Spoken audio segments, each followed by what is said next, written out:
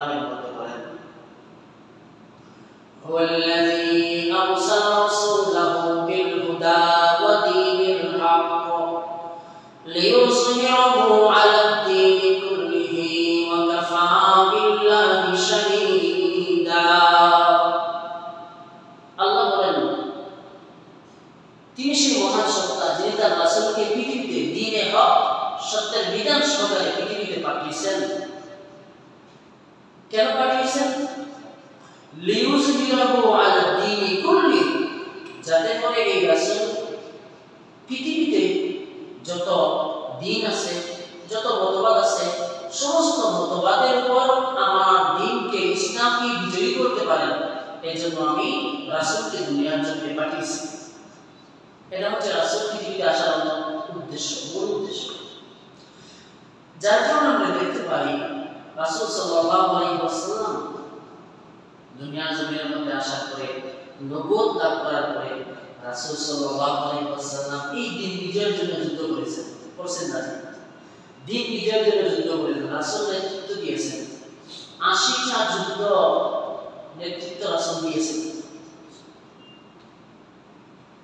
এর মধ্যে রাসূল আবার হয়ে গেলেন প্রেসিডেন্ট, রাষ্ট্রপ্রধান হয়ে গেছেন। কেন হয়েছে? ওই যে আল্লাহ বলেছেন আমার দিনকে বিজয় করা। এই দিন বিজয়ের উদ্দেশ্যকে সামনে রেখে রাসূল কাজ করেছেন। রাসূল দিন বিজয় করার পরে রাসূল কোরআনের মাধ্যমে এই জমিনের মধ্যে, মদিনার জমিনের মধ্যে রাষ্ট্র ব্যবস্থা কায়েম করেছিলেন। কোরআনকে সংবিধান বানায়। ওই কোরআন আল্লাহ রাব্বুল আলামিন আমাদেরকে দান করেছেন এই কোরআন শুধু তেলাওয়াতের জন্য না। এই কোরআন দিয়েছেন যাতে করে আমরা আল্লাহর দিনে পার্লামেন্ট পর্যন্ত সকল ক্ষেত্রে আল্লাহর এই বিধান অনুযায়ী আমরা চলতে পারি, সমাজটাকে চালাইতে পারি। এজন্য আল্লাহ রাব্বুল আলামিন এই কিতাবটা আমাদের দিয়েছেন। এই জন্য আল্লাহ রাব্বুল আলামিন বলেন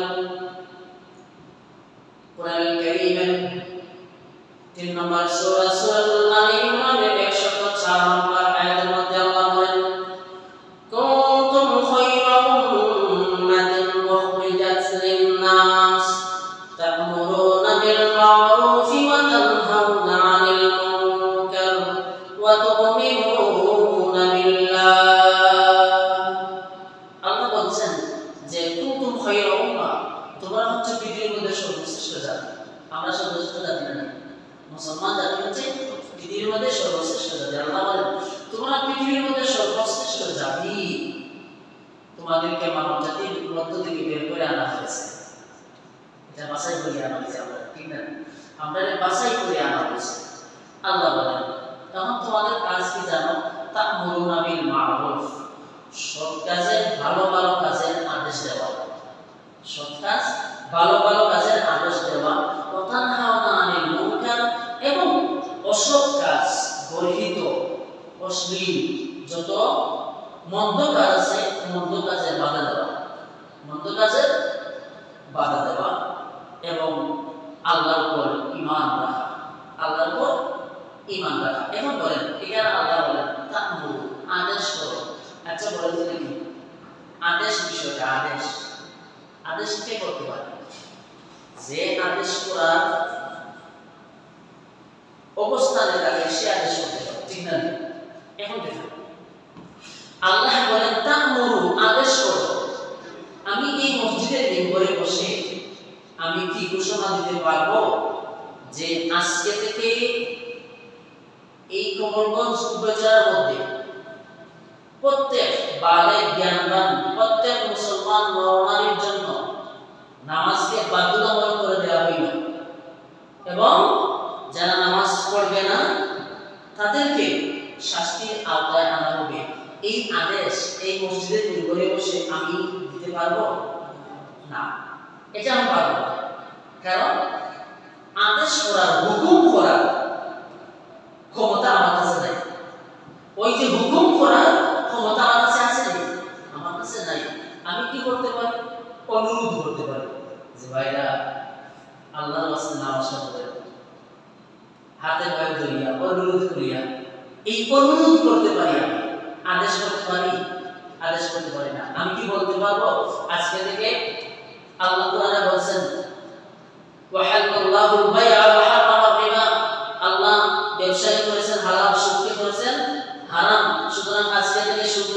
হইলে উপজেলায় যে সুদ খাইবে তাকে শাস্তি আদায় আনা হবে, একথা বলতে পারবো আমি না। কারণ কি?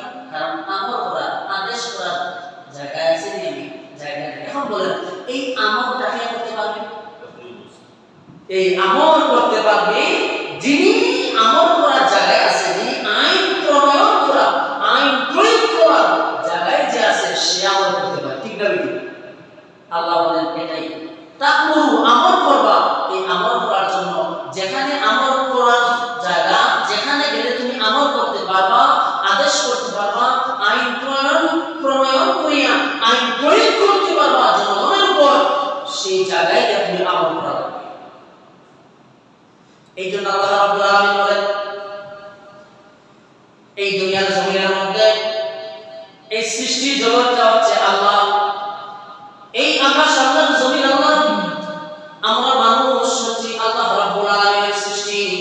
এই জন্য কোরআনুল কারীমের মধ্যে আল্লাহ বলেন আলা লাহুল খালকু ওয়াল আমর, সৃষ্টি যার আইন চলবে তার। সুবহানাল্লাহ। সৃষ্টি কার? সৃষ্টি কার? আইন চলবে কার? সৃষ্টি আল্লাহ। আর এই সৃষ্টির মধ্যে চলবে কাল মার্ক্সের আদর্শ, আইন। ঠিক না?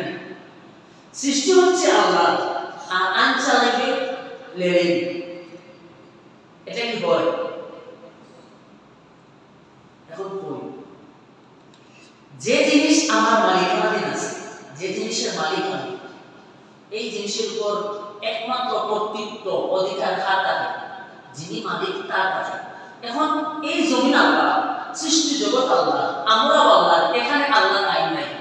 এখানে জুলুম হইছে না? কথা বলেন, জুলুম না? এটা তো জুলুম। এজন্য আল্লাহ বলেন আলা লাহুল খালকু ওয়াল আমর, সৃষ্টি যার, আইন চলবে কেবলমাত্র তার। এখন আপনারা বলবেন আল্লাহর আইন চালাবো, আল্লাহর আইন কোথায়? কোরআন। আল্লাহর আইন কোরআন। কোরআনের মধ্যে আল্লাহ রাব্বুল আলামিন মানব জীবনের সমস্ত সমস্যার সমাধান আল্লাহ দিয়ে দিয়েছেন। এটা হচ্ছে সংবিধান। এখন আসুন, এই একটা রাষ্ট্র ব্যবস্থা, যখন ইসলাম প্রতিষ্ঠিত হয়, ইসলাম প্রতিষ্ঠিত হওয়ার পরে এই রাষ্ট্রের চিত্র কেমন হয় এবং এই রাষ্ট্রের চিত্রটা কেমন হবে, এই দিক নির্দেশনা আল্লাহ রাব্বুল আলামিন কোরআনের মধ্যে বলে দিয়েছেন। এবং রাষ্ট্র ব্যবস্থায় ইসলাম পেলে, কোরআনকে সংবিধান মেনে রাষ্ট্র পরিচালনা করলে রাষ্ট্রের চিত্র কেমন হয় তা রাসূল দেখে গেছেন না? জান নাই? রাসূল দেখে গেছেন। 2 নম্বর, সাহাবায়ে কেরাম, 4 খলিফা 30 বছরের শাসনে দেখাইছেন আমাদের। এই চিত্রগুলা আমরা যদি আমাদের সামনে তুলে ধরি, তাহলে আমরা বুঝতে পারবো যে আল্লাহ রাব্বুল আলামিন যে বিধান দিয়েছেন, এই বিধান কেবল আল্লাহর বিধান, কেবল এই পৃথিবীর জমিনের মধ্যে সুখ, শান্তি, নিরাপত্তার বিধান নিশ্চিত করতে পারে। আর কোন তন্ত্র মন্ত্র দিয়া, আর কোন বিধান দিয়া আল্লাহর এই জমিনে মানুষের কল্যাণ সাধন করা সম্ভব না। ঠিক না? এবার আসুন, আল্লাহ রাব্বুল আলামিন বলছেন কোরআন কারীমের সূরাতুল হজ, হজের 41 নম্বর আয়াত, আল্লাহ বলছেন যে আমি যদি আমার কোন বান্দাকে ক্ষমতায় বসাই, ইমানদার বান্দাকে ক্ষমতায় বসাই, তাহলে সে ক্ষমতায় যাওয়ার পরে সে কি করবে? এই দায়িত্ব কি তার?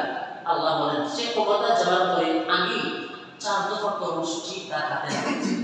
4 দফা কর্মসূচি হাতে নিয়ে এই 4টা কর্মসূচি আমি রাষ্ট্রের মধ্যে বাধ্যতামূলক করে দেব। এই 4টা দায়িত্ব সে পালন করবে রাষ্ট্রে গিয়ে। আল্লাহ বলেন আল্লাযীনা ইন মাক্কান্নাহুম ফিল আরদি আকামুস সালাহ ওয়া আতাউয যাকাতা ওয়া আমারু বিল মা'রুফ ওয়া নাহাউ আনিল মুনকার ওয়া লিল্লাহি আকিবাতুল উমুর। আল্লাহ বলেন যখন আমি আমার গোলামকে, কোনো বান্দাকে ক্ষমতায় বসাই, তখন সে 4 দফা কাজ করবে ক্ষমতায় গিয়া। 1 নম্বর, আকামুস সালাহ, যখন আল্লাহর কোন ইমানদার গোলাম রাষ্ট্র রাষ্ট্র ক্ষমতা পাওয়ার পরে আল্লাহ রাব্বুল আলামিন কোরআন কারীমের মধ্যে এত সুন্দর করে বলে দিলেন, রাষ্ট্র ক্ষমতায় যাবার পরে কোন ইমানদার মুসলমান রাষ্ট্র ক্ষমতায় যাবার পরে কালমা পড়ে মাওসেতো ব্রিটিশদের তৈরি করা সংবিধান অনুযায়ী জনগণকে পরিচালিত করতে পারবে না। সে যখন রাষ্ট্র ক্ষমতায় যাবে আমার কোরআনের বিধান অনুযায়ী রাষ্ট্র পরিচালনা করবে। আর এক নম্বর সে যেই কর্মসূচি হাতে নেবে, এই কর্মসূচির মধ্যে চারটা কাজ হাতে নেবে। সর্বপ্রথম তার রাষ্ট্রের মধ্যে প্রত্যেক ইমানদার মুসলমানের জন্য নামাজ পড়া বাধ্যতামূলক করে দেওয়া হবে। নামাজ পড়া কি বাধ্যতামূলক হয়ে গেছে। নামাজ রাষ্ট্রীয়ভাবে কায়েম হবে, ঘোষণা হবে যে আমার রাষ্ট্রের ভিতরে যত ইমানদার আছে মুসলমান আছে আজকে থেকে তাদের জন্য নামাজ পড়া বাধ্যতামূলক করে দেওয়া হইল। যদি কেউ নামাজ পড়ে না তাকে শাস্তির মুখোমুখি করা হবে, জরিমানা দেওয়া লাগবে। এই আইনটা করবে মসজিদের ইমাম না রাষ্ট্রপ্রধান? এক নম্বর নামাজ কায়েম করা রাষ্ট্রীয়ভাবে ঘোষণা হয়ে গেছে। নামাজ রাষ্ট্রীয়ভাবে কায়েম হয়ে গেছে। এই নামাজ যদি রাষ্ট্রীয়ভাবে কায়েম হয়ে যায় আল্লাহ রাব্বুল আলামিন কোরআন কারীমের মধ্যে বলেন নামাজ পড়ার অন্যতম সুফল হইল ইন্নাস সালাতা তানহা আনিল ফাহশাই ওয়াল মুনকার। নিশ্চয়ই নামাজ মানুষকে অশ্লীল গর্হিত কাজ থেকে ফিরিয়ে রাখেন। আল্লাহ বলছে এখন দেখেন রাষ্ট্রীয় যখন নামাজ কায়েম হয়ে গেছে এই নামাজ শুধু জনগণ পড়বো দায়িত্বশীলরা পড়বে না, police, army, BDR, RAB, cabinet মন্ত্রী পরিষদ, প্রেসিডেন্ট, কলেজ, বিশ্ববিদ্যালয়, যেখানে যেথায় ইমানদার মুসলমান আছে দায়িত্বে হোক দায়িত্বের বাইরে হোক সবাইকে নামাজ পড়া লাগবে কি লাগবে না? সবাইকে নামাজ পড়া লাগবে। আর আল্লাহ বলছেন যখন কোনো ইমানদার নামাজি হয়ে যায় তখন তার দ্বারা অশ্লীল গর্হিত কাজ করা সম্ভব না। তখন দেখেন যখন মন্ত্রী পরিষদের সদস্যরা নামাজি হয়ে যাবে, জামাতবদ্ধ হয়ে নামাজ আদায় করবে, যখন ভার্সিটির মধ্যে ভার্সিটির প্রফেসররা টিচাররা যখন জামাতবদ্ধ হয়ে নামাজ পড়বে, মুসলমান শিক্ষার্থীরা জামাতবদ্ধ হয়ে নামাজ আদায় করবে,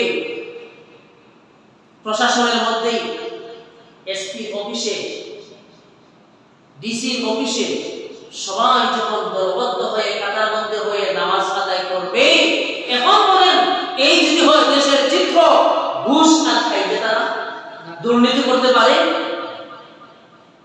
কেন বলা হয়েছে নামাজ কায়েম মানে সমাজ থেকে রাষ্ট্র থেকে দুর্নীতিকে, অশ্লীলতা, ব্যবহার ইত্যাদি থেকে এই রাষ্ট্রকে মুক্ত করা।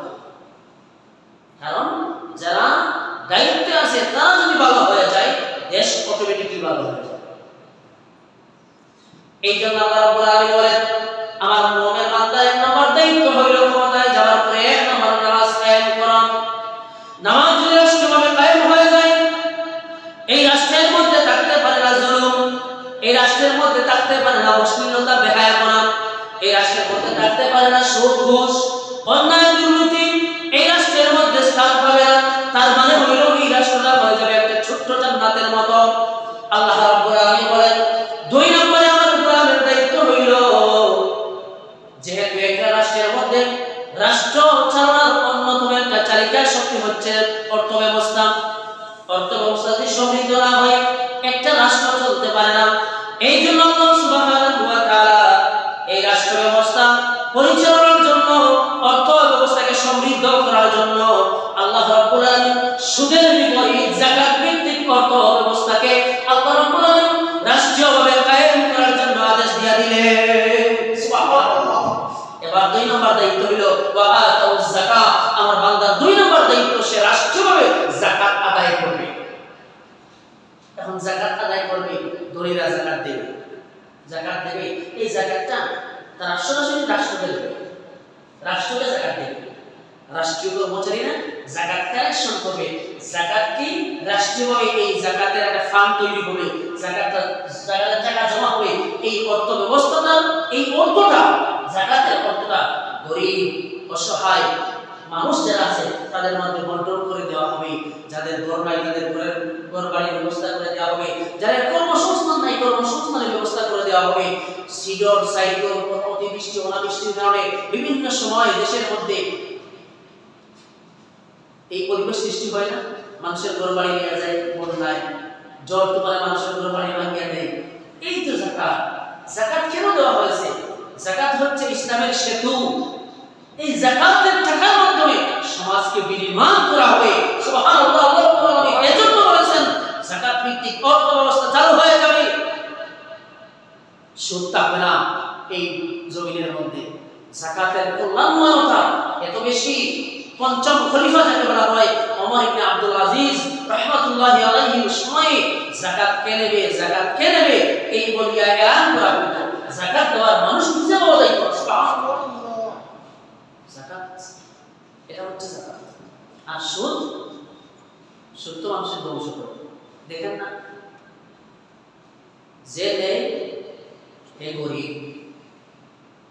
গরিব মানুষ নেই, আর দেয় গরিব। আবার তার পাওনা টাকা সুদ সহ তখন বিজামাকে সব কেড়ে নেওয়া হয়, সুদের টাকা উদ্ধার করতে গিয়ে। যাকাত হচ্ছে তার উল্টা, দরিদ্রের কাছ থেকে নাও, গরিবদের দাও। আর সুদ হইল গরিবদের কাছ থেকে নেও, দরিদ্রের দেও। এই জন্য 2 নাম্বার আল্লাহ রাব্বুল আলামিন বলেন, আমার ইমানদার বান্দার 2 নাম্বার কোয়ালিটি হইল রাষ্ট্রের মধ্যে যেমন করে যাকাত ভিত্তিক অর্থ ব্যবস্থা চালু হয়ে যাবে, রাষ্ট্রীয়ভাবে যাকাত আদায় করা হবে। আল্লাহ রাব্বুল আলামিন এবার বলেন আমার রাষ্ট্রপ্রধানের 3 নাম্বার দায়িত্ব হইল ওয়া আমারু বিল মারুফ, রাষ্ট্রের মধ্যে সৎ কাজের, ভালো ভালো কাজের আদেশ দেবে। সুবহানাল্লাহ। 2-3 নাম্বার হইল ভালো কাজের আদেশ দেবে। রাষ্ট্রীয়ভাবে ঘোষণা হয়ে যাবে যত ভালো কাজ আছে, কল্যাণকর কাজ আছে, মানুষের উপকারী কাজ আছে, সমাজ সংস্কারমূলক যত ভালো কাজ আছে, এই ভালো ভালো কাজের এলান হবে, আইন জারি হবে রাষ্ট্রের পক্ষ থেকে। এই যদি হয় রাষ্ট্রের অবস্থা, রাষ্ট্রের মধ্যে আর অকল্যাণ থাকতে পারে ভাই? আল্লাহ বলছেন তারা রাষ্ট্রে গেলে মানুষের কল্যাণের জন্য, ভালোর জন্য তারা কাজ করবে সব রাষ্ট্রের মধ্যে গিয়ে। এরপরে 4 নাম্বার হইল তানাহাউনা আনিল মুনকার।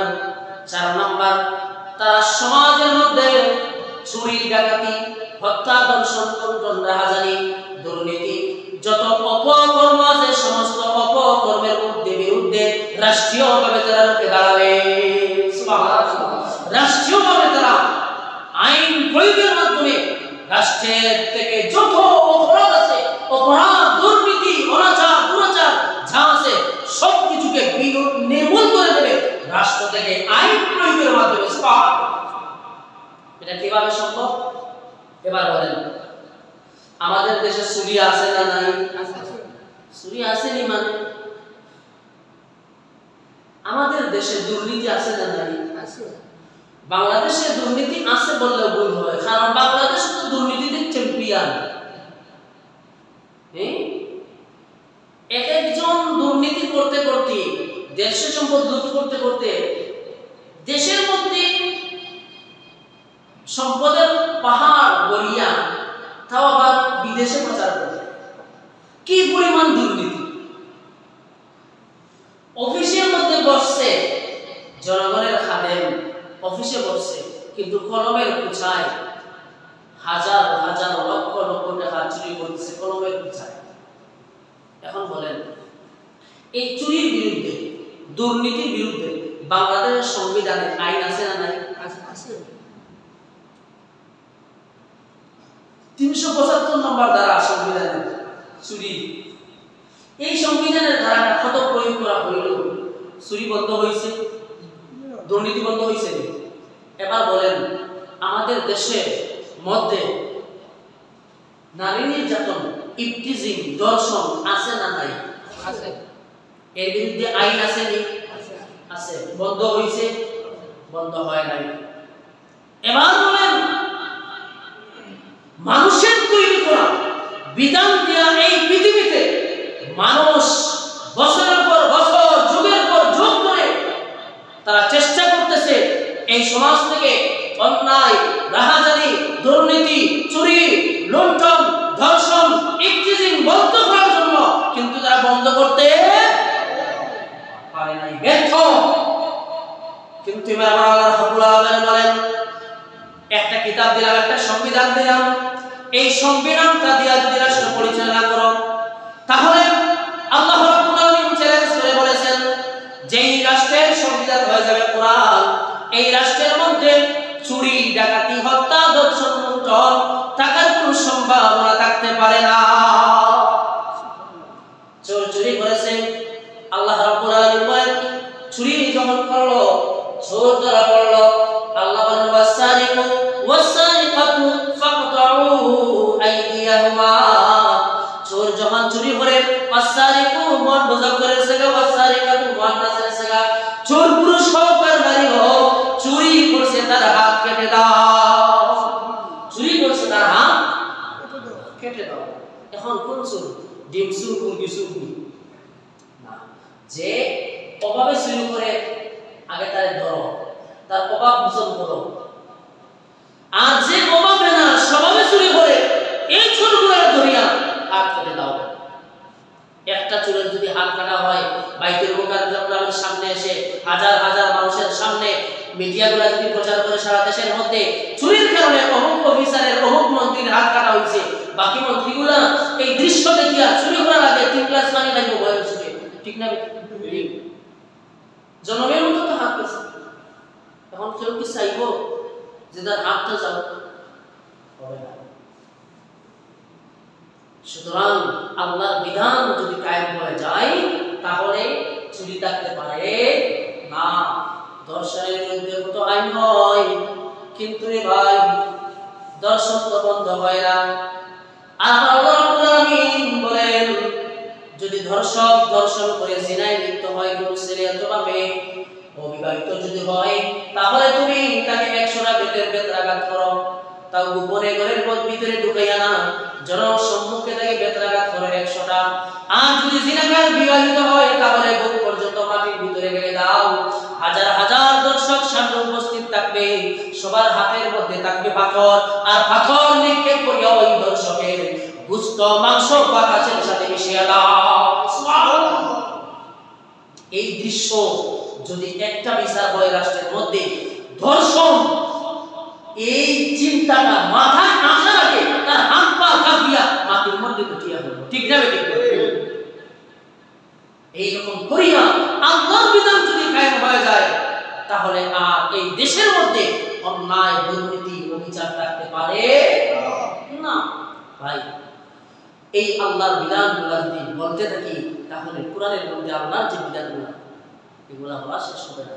এটা হচ্ছে আল্লাহ আমাদের কল্যাণের জন্য দিয়েছেন, কিন্তু আমরা ওই কিতাব থেকে অনেক দূরে সরে গেছি। আমরা এই কিতাবের ধারে কাছেও নাই।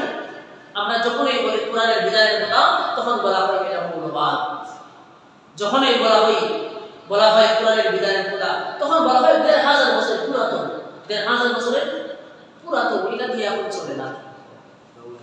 আব্দুল্লাহ ইবনে মাসউদ রাদিয়াল্লাহু তাআলা কে প্রশ্ন করা হইল যে আব্দুল্লাহ ইবনে মাসউদ, আজকের এই যুগের কোরআনটা আজকে থেকে 1000 বছর পরে এই কোরআনটা মানব সমস্যার সমাধান কেমন করে দেবে?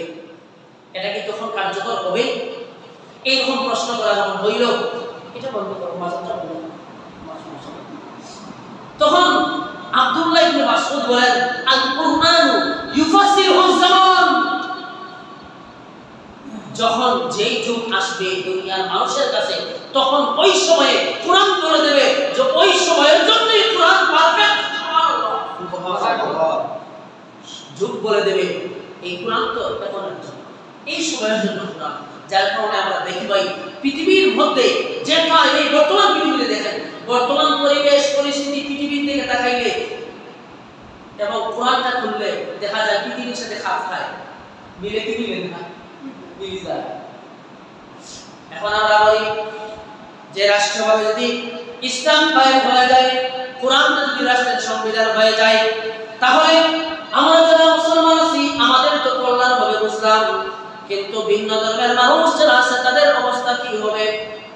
এই প্রশ্ন আসতে পারে আমাদের সামনে, এটা স্বাভাবিক না? এই প্রশ্নটা আসতে পারে। এখন আপনারা বলুন যে এই যে সূর্যটা, আকাশের সূর্যটা, এটা কতদিন আগে, কেমন কোটি কোটি বছর আগে এই সূর্যটা তাপ দেয়, আলো দেয়, এটা কি শুধু মুসলমান দেখে দেখে তাপ দেয় না সবাই সমানভাবে দেয়? এই সূর্যটা কার? আল্লাহর সূর্য। আল্লাহর সূর্য যখন তাপ দেয় তখন জাতি, ধর্ম, বর্ণ নির্বিশেষে সবাইকে সমানভাবে তাপ দেয়। সুতরাং রাষ্ট্রীয়ভাবে যদি কোরআন প্রতিষ্ঠিত হয়ে যায় তাহলে এই রাষ্ট্রের মধ্যে শুধু মুসলমানরাই রাখতে থাকবে এমন না, জাতি, ধর্ম, বর্ণ নির্বিশেষে সবার অধিকার প্রতিষ্ঠিত করা হবে, সবার সাথে ইনসাফ করা হবে, কার প্রতি বিন্দু পরিমাণ জুলুম হওয়ার সম্ভাবনা নাই। সুবহানাল্লাহ। এটা হচ্ছে কোরআন। কোরআন যদি প্রতিষ্ঠিত হয়ে যায় কারো প্রতি জুলুম করা হবে না।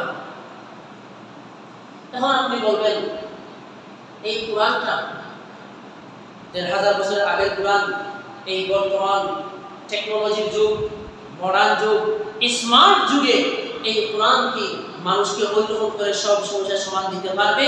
১,৫০০ বছর আগের কোরআন। এবার বলেন ওই সূর্যটা কোটি কোটি বছর আগের সূর্য যে তাপ দেয় আমাদের, এখন কি এই সূর্যের তাপটা একটু ভিজা ভিজা লাগে, ঠান্ডা ঠান্ডা লাগে না আগের মতোই দেয়? তাই করে আল্লাহর সৃষ্টি সূর্য যদি কোটি কোটি বছর আগের সূর্য এখনো পর্যন্ত যদি সবাইকে ওই আগের মতো সমভাবে তাপ দিতে পারে তাহলে তো সূর্যের তুলনায় কোরআনটা একবারে টাটকা। টাটকা না, কোরআনটা একবারে টাটকা।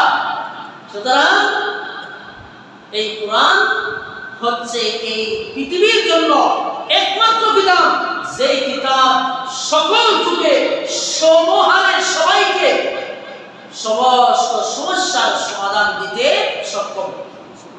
এটা হচ্ছে সেই কোরআন। আসুন আল্লাহ রাব্বুল আলামিন বলছেন, আরেকটা কথা বলে দিই মধ্যে, যে সেটা হইবে ভাই আমাদের দেশের মধ্যে, আমরা এই দেশের মধ্যে সাম্প্রদায়িক সম্প্রীতির সাথে আমরা বসবাস করতেছি। হিন্দু, মুসলিম, বৌদ্ধ, খ্রিস্টান সবাই আসি না? ইদানিং একটা মানে অরাজক পরিস্থিতি সৃষ্টি হয়েছিল দেশের মধ্যে, বিশেষ করে আমাদের অন্যান্য ধর্ম ভাই যারা আছে তাদেরকে নিয়ে বিভিন্ন ধরনের গুজব, তাদেরকে নিয়ে ছড়ানো হইতেছে এবং তাদেরকে নিয়ে বিভিন্ন ধরনের ষড়যন্ত্র হইতেছে। আমরা একটা কথা বলতে চাই, আমরা এই দেশের মধ্যে যারা আছি, যত মানুষ আছে সবাই মানুষ হিসাবে পরিগণিত, এক নম্বর মানুষ হিসাবে পরিগণিত। আমরা এই দেশের মধ্যে সংখ্যালঘু বলতে যে শব্দ আছে, এই শব্দটা আমরা বলতে চাই না। কিসের সংখ্যালঘু? আমরা এই দেশে যারা আছে সবাই আমরা এই দেশের নাগরিক, আমরা সবাই মানুষ। এই মানুষ কত বাচ্চে বিবিধ যাহারা আমরা সবাই মিলে আমরা এই দেশটাকে সোনার বাংলা এবং শান্তির একটা দেশ হিসাবে করতে চাই। আমরা এইরকম করে শ্রেণীবিভেদ করতে চাই না, ঠিক? আমরা শ্রেণীবিভেদ করতে চাই না। সবাই মানুষ, আমরা সবাই দেশের জনগণ, আমরা সবাইকে সাথে নিয়ে আমরা একটা শান্তশিষ্ট সমৃদ্ধশালী দেশ করতে চাই। সুতরাং সংখ্যালঘু বলিয়া এবং এইরকম করিয়া বিভিন্ন ধরনের কথা বলে যারা এই দেশের মধ্যে অশান্তি সৃষ্টি করতে চায়, মূলত তারা এই দেশের শান্তি চায় না, দেশের শান্তি চায় না। আসুন হাজিরিন, এই জমিনের মধ্যে আল্লাহর দ্বীন কায়েম করা ফরজ। আল্লাহর দ্বীন কায়েম করা কি না? আল্লাহর দ্বীন কায়েম করা ফরজ। সূরা সূরা 13 নম্বর আয়াতে আল্লাহ রাব্বুল আলামিন চারজন নবীর কথা বলে আল্লাহ রাব্বুল আলামিন বলতেছেন যে এই ওসিয়তটা আমি করেছিলাম যে নূহ আলাইহিস সালামকে, হযরত ইব্রাহিম আলাইহিস সালামকে, মূসা আলাইহিস সালামকে, ঈসা আলাইহিস সালামকে এই আদেশ করেছিলাম। আর হে মুহাম্মদ সাল্লাল্লাহু আলাইহি ওয়াসাল্লাম, আপনাকেও আমি ওহী করতেছি, আদেশ করতেছি একথা যে আকিমুদ্দিন ওয়ালা তাতাফাররাকু ফীহ, আমার জমিনের মধ্যে আমার দ্বীন প্রতিষ্ঠা করো। আর এই দ্বীন প্রতিষ্ঠা করতে গিয়ে মত পার্থক্য করা নিষেধ। এজন্য আসুন আমরা এই জমিনের মধ্যে যদি শান্তি চাই, কল্যাণ চাই, অধিকার চাই, মানুষের অধিকার প্রতিষ্ঠিত করতে চাই, আমরা দল মত নির্বিশেষে সমস্ত মত পার্থক্য ভুলে দিয়া আমরা এক প্ল্যাটফর্মে এসে একটা কথায় আমরা একমত হই যে আমরা এই জমিনের মধ্যে আল্লাহর জমিনে আল্লাহর দ্বীন কায়েম করতে চাই। এছাড়া দুনিয়ার কোনো মানুষের তৈরি করা মতবাদ আমরা জমিনের মধ্যে দেখতে চাই না। পারবেন কিনা ভাই? আমরা এই ব্যাপারে একমত। আসুন হাজির, এজন্য আমাদেরকে হতে হবে ঐক্যবদ্ধ, আমাদেরকে হতে হবে ঐক্যবদ্ধ। আল্লাহ কোরআনে কারীমে সূরা আল ইমরানের 103 নম্বর আয়াতে বলেন, ওয়াতাসিমু বিহাবলিল্লাহি জামিআন ওয়া লা তাফাররাকু, আমার রজ্জুকে, আমার রশিকে সংঘবদ্ধভাবে মজবুতভাবে আঁকড়ে ধরো, খবরদার বিচ্ছিন্ন হইও না। আল্লাহর রজ্জু হচ্ছে কোরআন। এই কোরআনকে যদি আমরা সংঘবদ্ধভাবে শক্ত করে আঁকড়ে ধরতে পারি, পৃথিবীর কোনো মানুষ আমাদেরকে বিচ্ছিন্ন করতে পারবে না। এজন্য আমাদের মধ্যে যে মতপার্থক্য আছে, ভেদাভেদ যে সমস্ত মতপার্থক্য ভেদাভেদকে ভুলে গিয়া আল্লাহর কোরআনকে মূল ঐক্যের ভিত্তি বানাইয়া যদি আমরা এক হতে পারি, তাহলেই পরে এই জমিনের মধ্যে আল্লাহর দ্বীন প্রতিষ্ঠা করা সম্ভব, তা না হলে কোশ্চেন করা সম্ভব না। আসুন ভাইরা, এই জমিনের মধ্যে দ্বীন কায়েম হইলে পরে কেমন শান্তি বিরাজ করে এই জমিনের মধ্যে। দেখেন, আল্লাহ রাসূল সাল্লাল্লাহু আলাইহি ওয়াসাল্লাম মক্কা থেকে মদিনায় হিজরত করে গেলেন। আল্লাহ রাসূল হিজরতের সময় শুধুমাত্র দোয়া করলেন, কি দোয়া করলেন? ওয়াজআলনি মিন লাদুনকা সুলতানান নাসিরা, আয় আল্লাহ 13 বছর মার খাইলাম, আমার অনেক সাহাবীদের হাত নাই, পা নাই, চক্ষু নাই, জীবন নাই, অনেক মার খাইছি, এবার তুমি আমাকে সুলতানের আসির রাষ্ট্র ক্ষমতা আমাকে দান করো। রাসূল রাষ্ট্র ক্ষমতা চেয়ে নিলেন দোয়ার মাধ্যমে। গেলেন মদিনায় গিয়া রাসূল সাল্লাল্লাহু আলাইহি ওয়াসাল্লাম ইসলামিক স্টেট কায়েম করতে পারছিলেন কি পারেন নাই? পারছিলেন। রাসূল এবার রাষ্ট্রপ্রধান হয়ে গেলেন। রাষ্ট্রের দেশের সংবিধান হয়ে গেল কোরআন দিয়ে যখন রাষ্ট্র পরিচালনা করলেন রাসূল, দেশের মধ্যে এখন শান্তি বিরাজমান, সবাই যার যার অধিকার ফিরে গেল, দেশের মধ্যে আর অশান্তি নাই, চুরি ডাকাতি হত্যা দর্শন লুণ্ঠন রাহাজানি কিচ্ছু নাই। রাতের বেলা মানুষ দরজা খুলে ঘুমাইবার সুযোগ পাইল, বেকারেরা কর্মসংস্থানের সুযোগ পেয়ে গেল, বৃদ্ধরা ভাতা পেল, সবাই যার যার অবস্থান থেকে সবার অধিকার সবাই ফিরে পেয়েছে, রাষ্ট্রের মধ্যে শান্তি বিরাজমান। আল্লাহ রাসূল সাল্লাল্লাহু আলাইহি ওয়াসাল্লাম ঘোষণা করে দিলেন, খায়রুল কুরুনি কারনি, পৃথিবীর মানুষ শুনে রাখো, আমি মুহাম্মদের যুগ হচ্ছে সোনার যুগ। সুবহানাল্লাহ, আমার যুগ হচ্ছে সর্বশ্রেষ্ঠ যুগ ঘোষণা করেছেন রাসূল সাল্লাল্লাহু আলাইহি ওয়াসাল্লাম। রাষ্ট্রপ্রধান, রাসূলের ঘরে খাবার নাই, রাসূল গেছেন মসজিদে নববীর বাইরে দাঁড়িয়ে গেছেন, ফজরের নামাজ পড়িয়া বিভিন্ন দিক থেকে বাইতুল মালের জিনিসপত্র খাবার সব সংগ্রহকারী জমা হতে লাগলো রাসূলের সামনে। রাসূল বসে গেলেন জায়নামাজের মধ্যে, বন্টন করা শুরু করলেন জনগণের কাছে, জনগণের হকটা বিলিয়ে দিতে শুরু করলেন। জোহরের সময় হয়ে গেছে, জোহরের সময় জোহরের নামাজ পড়লেন, আবার বসলেন মানুষকে দিতে লাগলেন। আবার আসরের সময় আসলো, আসরের নামাজ পড়লেন, আবার বসে গেলেন।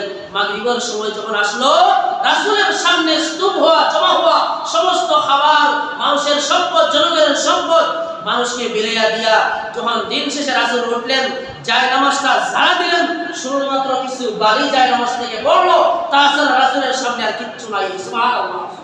দিন শেষে রাসূল ঘরের মধ্যে গেলেন, মা আয়েশাকে বলেন, আয়েশা সারাটা দিন পরিশ্রম করতে করতে আমার খুব বড্ড খিদা পেয়েছে, কিছু খাবারের ব্যবস্থা করো। আয়েশা তো কেঁদে ফেলেছেন। আয়েশা বলেন, ইয়া রাসূলুল্লাহ, ইয়া হাবিবাল্লাহ, ওগো আল্লাহর নবী, আমি আয়েশার ঘরে পানি ছাড়া খাবার কিচ্ছু নাই। সুবহানাল্লাহ। এরা হচ্ছে রাষ্ট্রপ্রধান। সারাটা দিন মানুষের খাবার বিলিয়ে দিলেন, মানুষের ঘরে ঘরে খাবার পৌঁছে দিলেন, অথচ কার ঘরে খাবার নেই।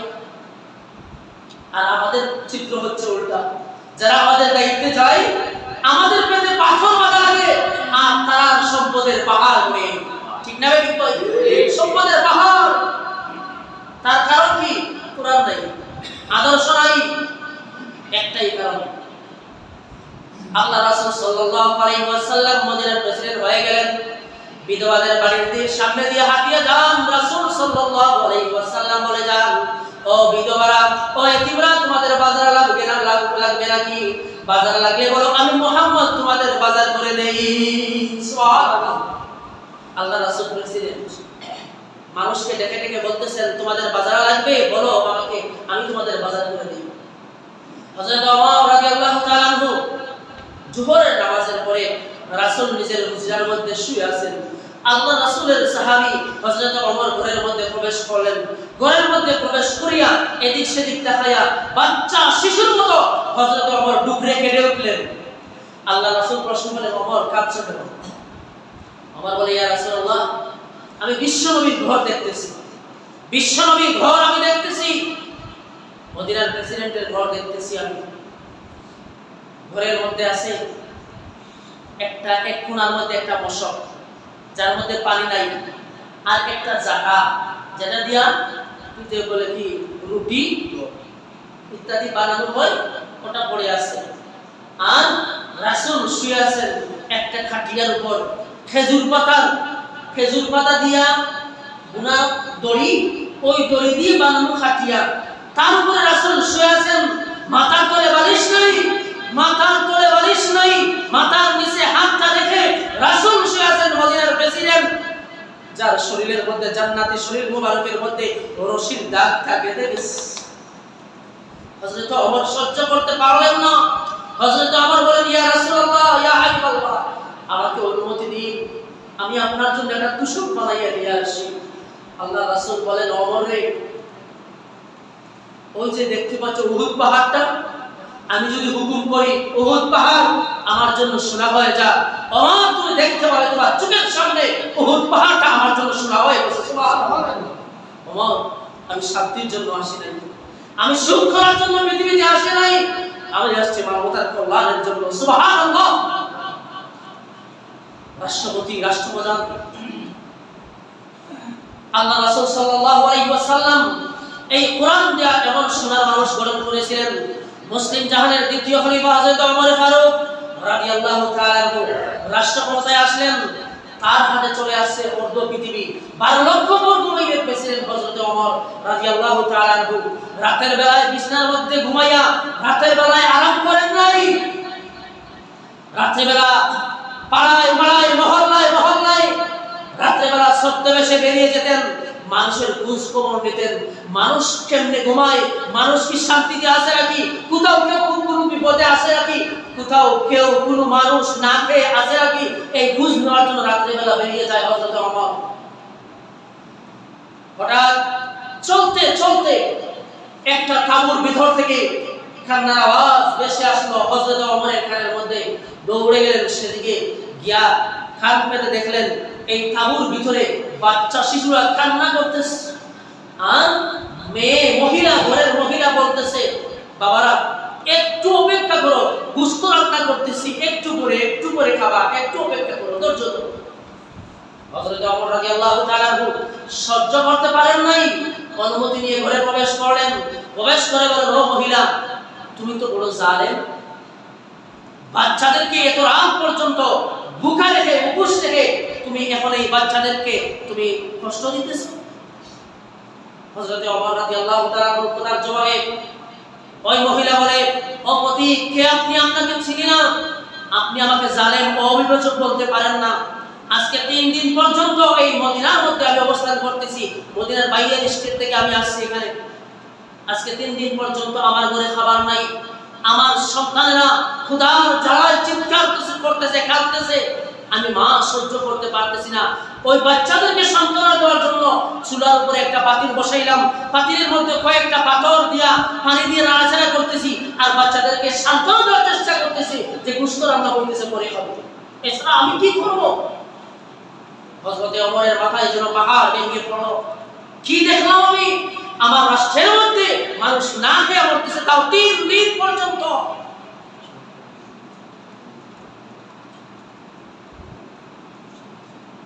হযরত ওমর রাদিয়াল্লাহু তাআলা আনহু এখান থেকে দৌড় দিলেন, রাষ্ট্রীয় কোষাগারে গেলেন।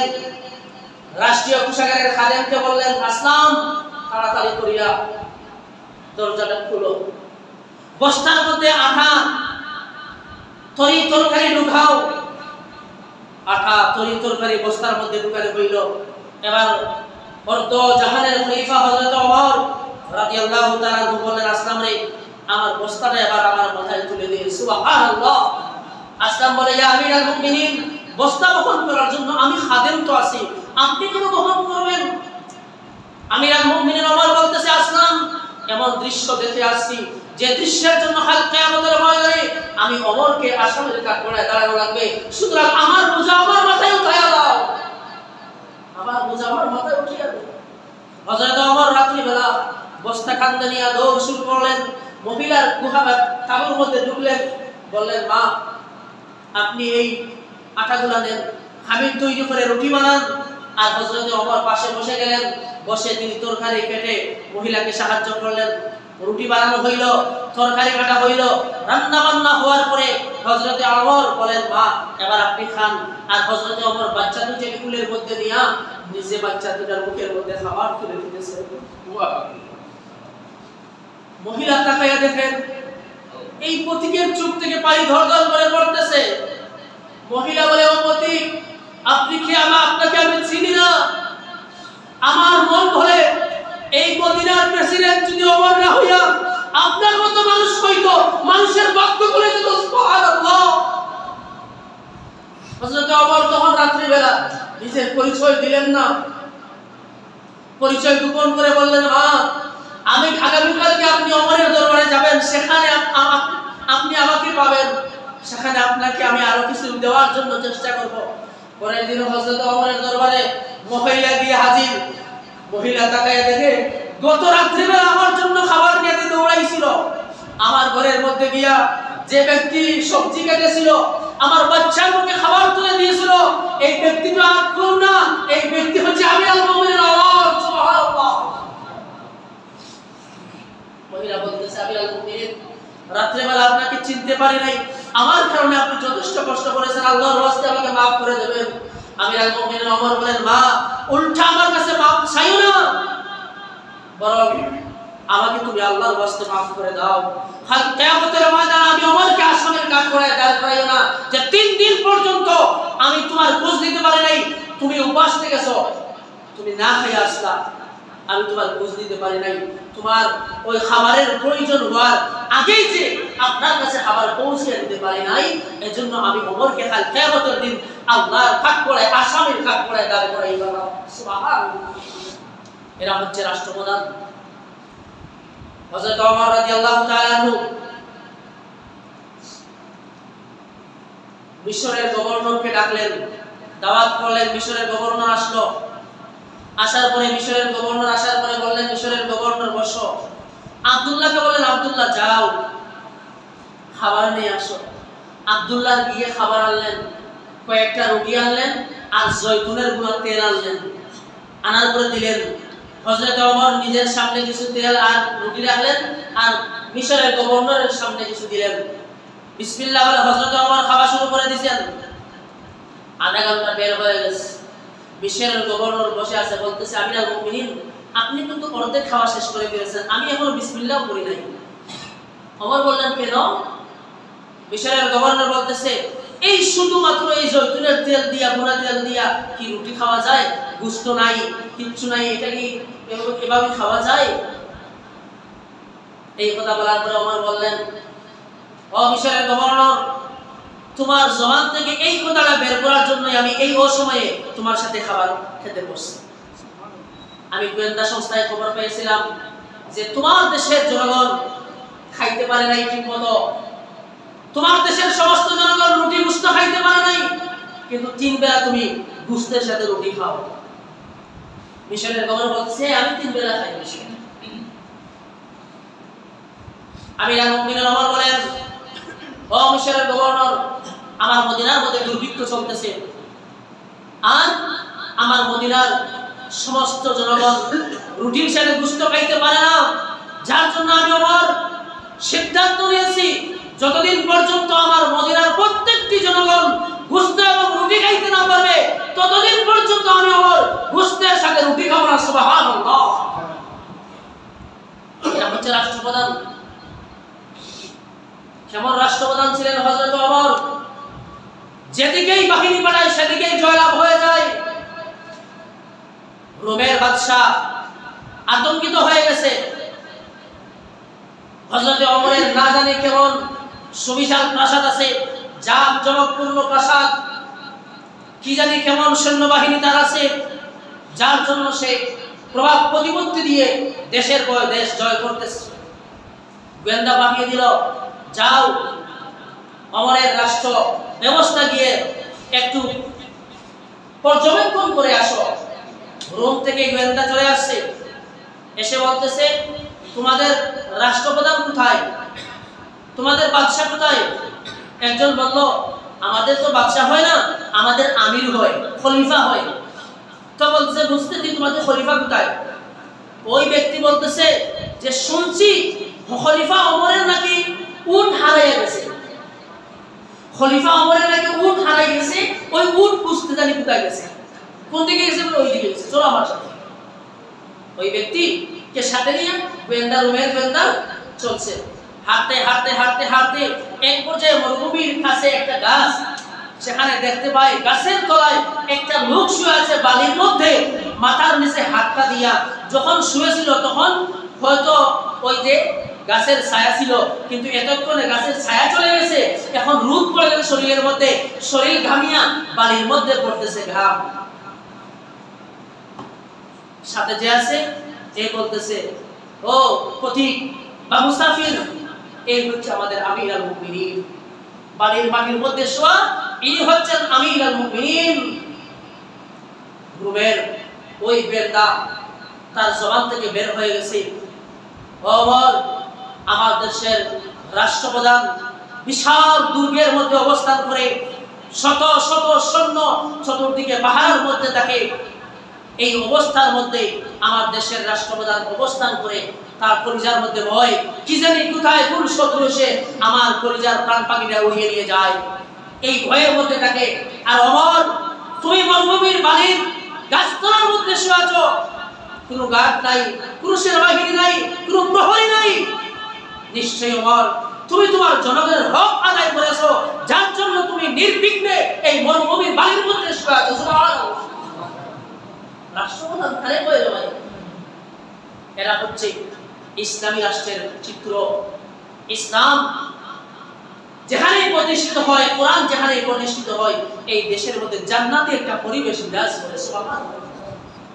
সম্মানিত হাজিরিন, বলছিলাম এই জন্য আমরা যদি দেশের মধ্যে, এই জমিনের মধ্যে শান্তি চাই, কল্যাণ চাই, মানুষের অধিকার যদি প্রতিষ্ঠিত করতে চাই, তাহলে আল্লাহর কোরআনের বিধান ছাড়া আর কোনো পথ এই দুনিয়ার জমিনে খোলা নাই। এরাই বিশ্বাস করেন আপনারা? বলেন বিশ্বাস করেন? তাহলে আসুন আমরা মুসলমান, আমাদের ইমানি দায়িত্ব হইল আল্লাহর জমিনে আল্লাহর বিধান প্রতিষ্ঠিত করা। এটা সবার ফরজ দায়িত্ব, সবার উপর ফরজ দায়িত্ব।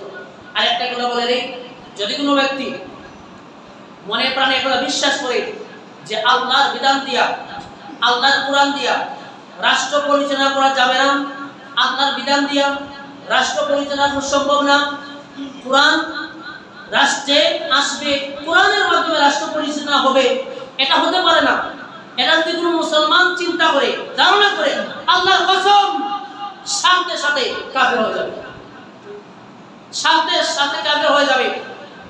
যদি সে মনে করে কার্ল মার্কস, লেনিন, মাও সেতুং ইত্যাদি মানুষের তৈরি করা মতবাদ দিয়া এই জমিনের মধ্যে শান্তি প্রতিষ্ঠা করা সম্ভব, আর ওই মতবাদের জন্য শ্রম দেয়, বুদ্ধি দেয়, আন্দোলন করে, টাকা পয়সা খরচ করে, তার সমস্ত কিছু বিফলে যাবে, বেঈমান হয়ে মারা যাবে।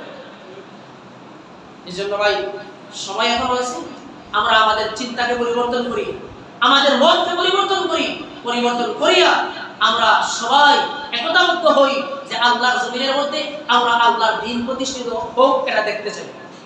এর জন্য শেষ কথা হইল, এর জন্য প্রয়োজন আমাদের মধ্যে একতা, আমাদের মধ্যে যে ইখতিলাফ আছে এগুলোকে দূরে সরিয়ে দিয়া আমরা মৌলিক বিষয় কোরআনকে আমাদের বিধান হিসাবে স্বীকৃতি দিয়া আমরা একতাবদ্ধ হই।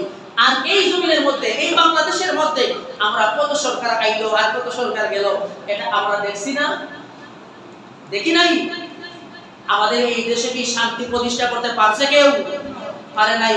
কারণ যে গেছে লঙ্কায় সেই হয়েছে রাবণ। কেউ এই দেশের কল্যাণ চায় নাই, সবাই যার যার চিন্তা করছে। যখনই যে গেছে সবাই যার যার চিন্তা করছে, সবাই যার যার আখের গোছানোর চিন্তা করছে। দেশের জনগণের চিন্তা কেউ করে নাই। দেশের মধ্যে চুরি, ডাকাতি, হত্যা, ধর্ষণ, লুণ্ঠন, রাহাজানি দিন দিন বেড়েই চলেছে, কমে নাই। এজন্য এই দেশের মধ্যে শান্তির জন্য অন্যতম পথ হইল এই দেশের ইসলাম প্রিয় মানুষ এক হয়ে যাওয়া, এই দেশের উলামায়ে কেরাম এক হয়ে যাওয়া। উলামায়ে কেরাম যদি, এই দেশের উলামায়ে কেরাম যদি তাদের ইখতিলাফকে না ভুলে, ইখতিলাফ মতপার্থক্য বিভেদকে ভুলে গিয়ে যদি এক হতে না পারে, এই জমিনের মধ্যে আল্লাহর বিধান কায়েম হওয়া সম্ভব না। আর যদি সম্ভব না হয়, তাহলে আমি বলছি এই বাংলাদেশে যদি ইসলাম কায়েম না হয়, তাহলে দায়ী থাকবে এক নম্বরে যারা উলামায়ে কেরাম, তারা উলামায়ে কেরামরা দায়ী থাকবে। এজন্য আলেমদের প্রতি আমাদের উদারত হওয়ার, আল্লাহর ওয়াস্তে আপনাদের মধ্যে যে ইখতিলাফ আছে এগুলাকে এক পাশে রেখে দিয়া আমরা খেলাফতে ইসলামিয়ার জন্য এক হয়ে যাই। তাহলে পরে এই দেশের মধ্যে ইসলামকে কেউ ঠেকাতে পারবে না ইনশাআল্লাহ। পারবে ভাই? 3 লক্ষ মসজিদ, মাদ্রাসা, লক্ষ লক্ষ মানুষ যারা ইসলাম প্রিয় এই দেশের মধ্যে, নাস্তিক মার্কা যে কয়টা আছে হাতে গোনা।